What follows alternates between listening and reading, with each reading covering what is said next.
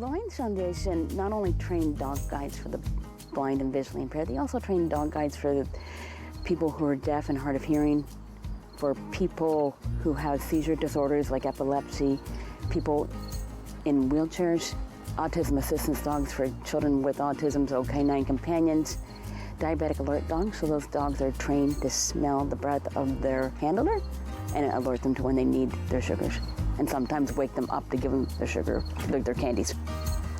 And their newest one is called facility support dogs. So basically, they provide emotional support for people who've been through traumatic situations.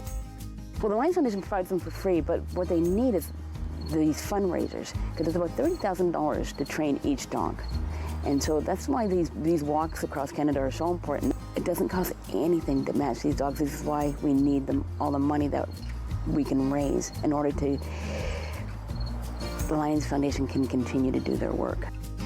But they all have unique personalities. They all have just different personality traits, and you bond with them because you figure out who they are as a dog, and you know yourself as a person and how to match yourself together. And the Lions Foundation knows exactly how to match you with their dogs too. They rarely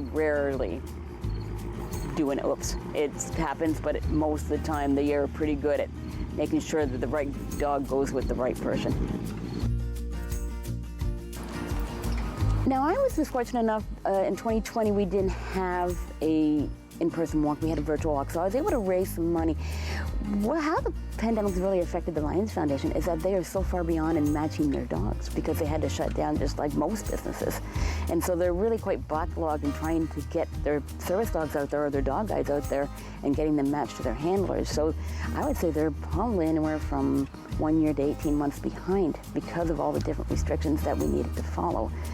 And that's why they're allowing other people who have dog guides or service dogs that aren't canine vision dogs to keep them a little longer so that they can get caught up on the matching they need to do with the dogs that were trained, because some of those dogs had to be stopped in mid-training and pick it up later on.